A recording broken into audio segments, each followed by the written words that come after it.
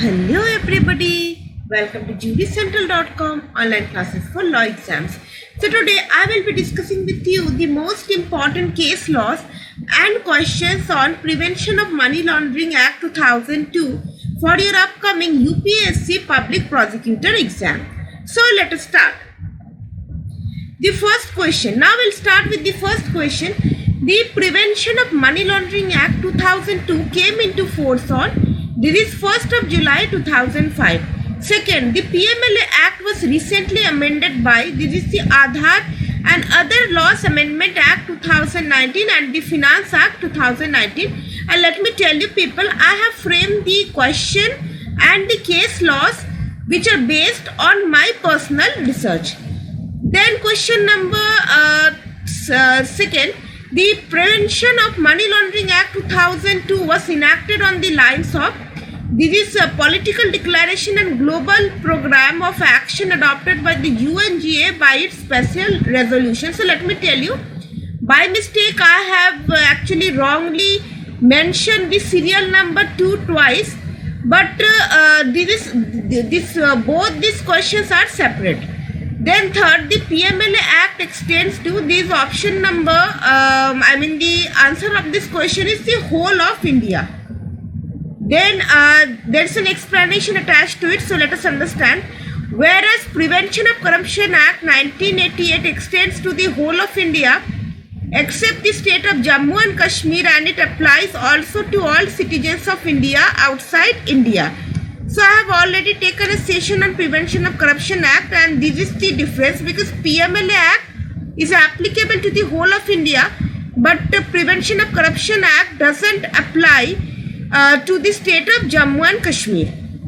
Then question number 4, person carrying on designated business or profession it means a person carrying on activities for playing games of chance for cash or kind and includes such activities associated with casino. And this definition of person carrying on designated business or profession has been given under section 2SA. This 2SA. Question number 5. Proceeds of crime is defined under section, very important, this is defined under section 2U. 6. Proceeds of crime includes property not only derived or obtained from the scheduled offence but also any property which may directly or indirectly be derived or obtained as a result of any criminal activity relatable to the scheduled offence. Scheduled offence is defined under section 2Y, and the scheduled offences are given in the schedule of this act in part A, B, C. Then question number 7, reporting entity means it is defined under section 2 clause WA as a banking company, financial institution, intermediary or a person carrying on a designated business or profession. So these are the person known as reporting entity. Question number 8, verification of identity by reporting entity was under section 11A is inserted by. So it is inserted by this provision called verification of identity by reporting entity. It has been inserted by the Aadhaar and Other Laws Amendment Act 2019. Question number 9, offence of money laundering is defined under section, this is section 3 of the act. Question number 10, what is the punishment of money laundering? The punishment of money laundering is shall not be less than 3 years but which may extend to 7 years and shall also be liable to fine. And the punishment of money laundering is given under section 4. Section 3 defines the offence of money laundering and section 4 provides for the punishment of money laundering. Part A of the schedule, which may, suppose if the offence falls under part A of the schedule, then the maximum punishment which prescribed to the extent of 7 years, if the offence is committed under part A of the schedule, it may extend to 10 years. Question number 11, processes or activities connected with proceeds of crime for money laundering. So what all processes or activities connected with the proceeds of crime comes under the definition of money laundering. So let us understand. So like concealment, possession or acquisition, use or projecting as untainted property or claiming as untainted property. So all of these are known as processes or activities connected with the proceeds of crime for money laundering. And this has been given under the explanation attached to section 3, and it has been inserted by the amendment of 2019. Question number 12. The process or activity connected with proceeds of crime is a dash. So the process or activity connected with the proceed of crime is a continuing activity, and then only it will be termed as the offence of money laundering. Question number 13. Who can make attachment of property in money laundering under section 5 of the act? This is director or any other officer not below the rank of deputy director authorized by the director. Then question number 14. The property can be provisionally attached for a period not exceeding. So the property shall be remain attached. Attached for a period up to 180 days, but not exceeding 180 days. Question number 15. Section 12AA deals with. So this section has been inserted by the Finance Act 2019. And it deals with enhanced due diligence inserted by the Finance Act 2019. 16. Who has the power to arrest? This power of arrest has been conferred to the director, the deputy director, assistant director, or any other officer authorized in this behalf by the central government by general or special order. Question number 17. Who confiscates the property involved in money laundering under section 8?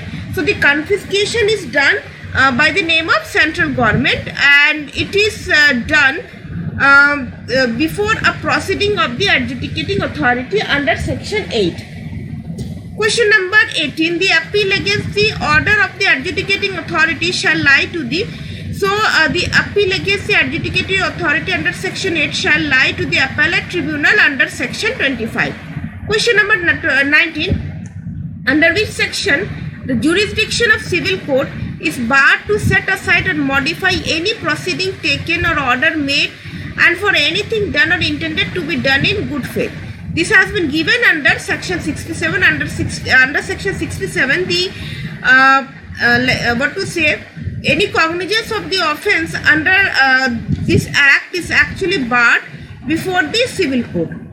Then question number 20. All offences under this section are cognizable and non-bailable, given under section 45 of the act.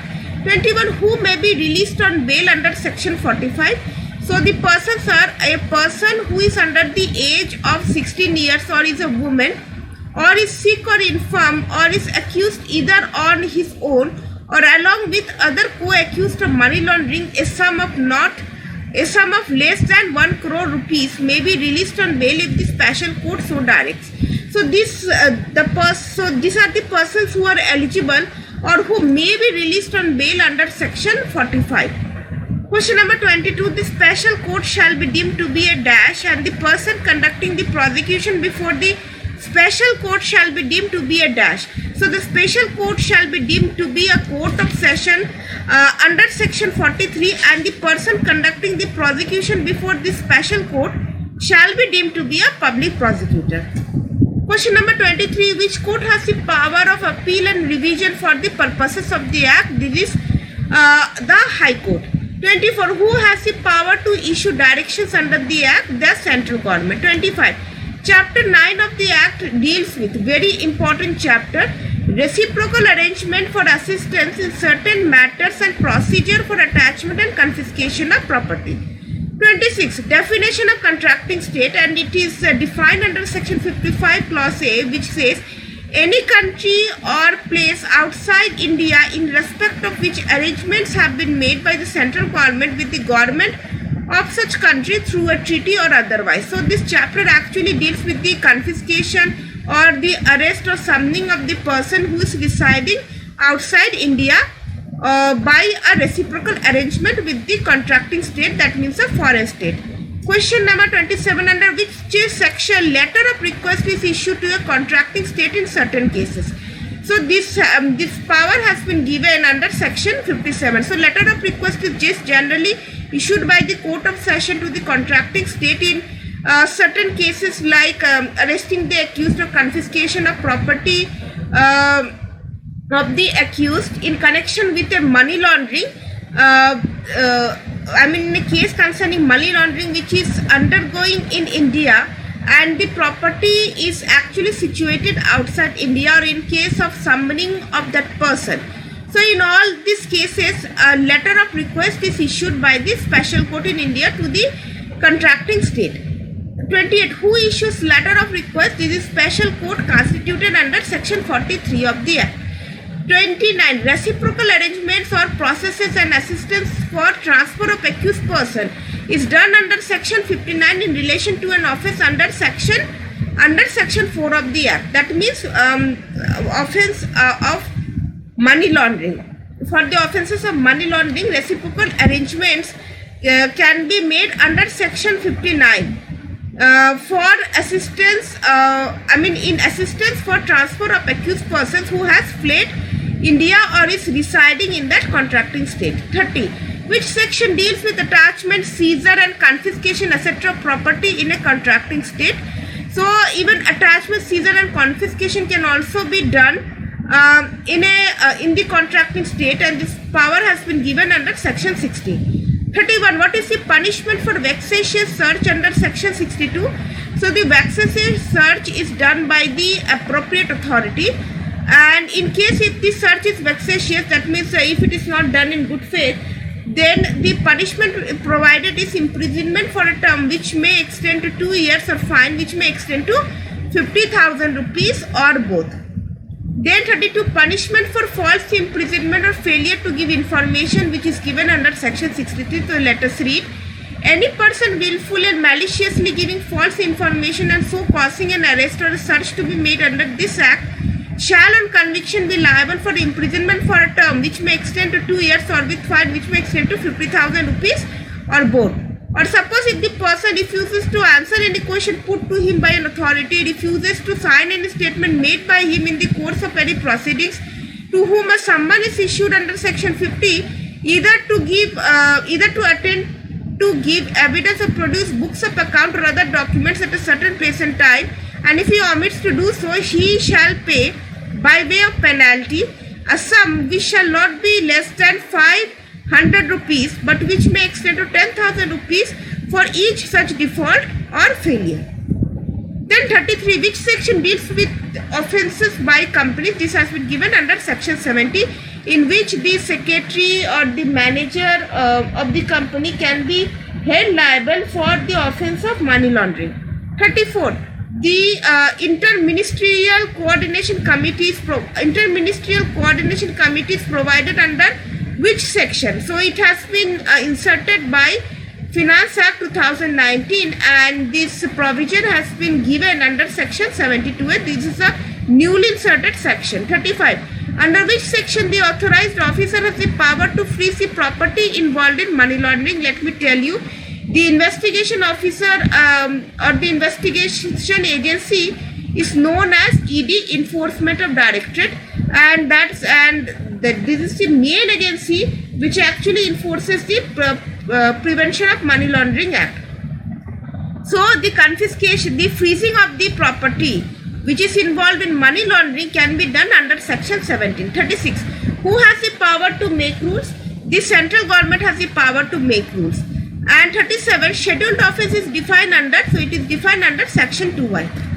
So now we'll deal with the most important case law. These case laws are recent judgments of Supreme Court and various High Courts. So let us see in which case the scope of ED's power to freeze bank accounts under Prevention of Money Laundering Act 2002 is discussed. So let me tell you, this is a very important case law and a recent judgment of Bombay High Court which is held in the year 2021.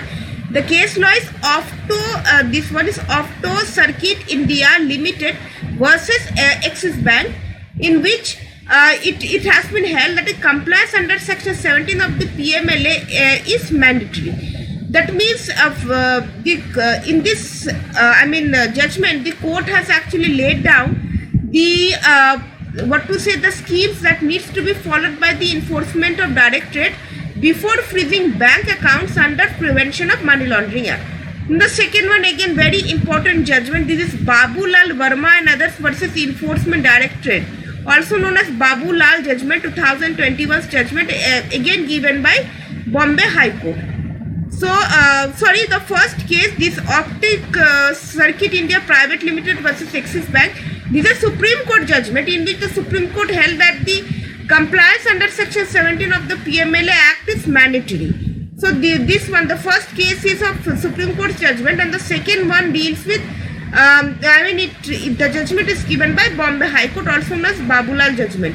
The High Court of Bombay held that once an offence under the PMLA is registered on the basis of a scheduled offence, it stands on its own and thereafter doesn't require the support of the scheduled offence, even if the scheduled offence is compromised, compounded, quashed, or the accused therein is acquitted. The investigation by the ED under the PMLA doesn't get affected and can continue. So why this judgment is important? Because like generally the scheduled offences which is given under this act, like any person who is having his case registered under the scheduled act can be tried for money laundering if the proceeds are received from that scheduled offence. But in this Babu Lal judgment, it is said that suppose if that scheduled offence in which the case is registered gets compromised or gets settled, even in those cases the proceedings under PMLA doesn't get affected. Both are independent acts and the proceedings are totally separate from each other. And in case if the offence under which the case is registered gets compromised or quashed, it won't be having any effect to the proceedings which are already undergoing under the Prevention of Money Laundering Act. In P. Chidambaram versus Directorate of Enforcement, so this is a Supreme Court judgment. In this, Apex Court has held that scheduled offence is a sine qua non for the offence of money laundering, which would generate the offence that is being laundered. So the Babu Lal judgment is actually in conflict with the P. Chidambaram's judgment. P. Chidambaram's judgment has been held in the year 2019 by Supreme Court, in which the Supreme Court is clearly said that suppose if the scheduled offence gets compromised or gets quashed, so in that case PMLA, the proceedings under PMLA gets defeated or gets stalled. But in Babu Lal judgment, the Bombay High Court has held that it doesn't have any bearing upon the proceedings under the PMLA Act. So this is the reason why I have discussed both the judgments. Then in Messrs Mahanivesh Oils and Foods Private Limited versus Directorate of Enforcement, this is a case in which the Delhi High Court has held that the PMLA owes its inception to the joint initiatives taken by the international community to identify and curb the threats of money laundering. So in this case, the objectives of the PMLA Act has been upheld by the Delhi High Court, and this is a 2016 judgment. So this is the end of this session for today, and I hope you all have liked it. Do not forget to give a like, share, subscribe to the channel. So till we meet the next time, thank you and have a nice day.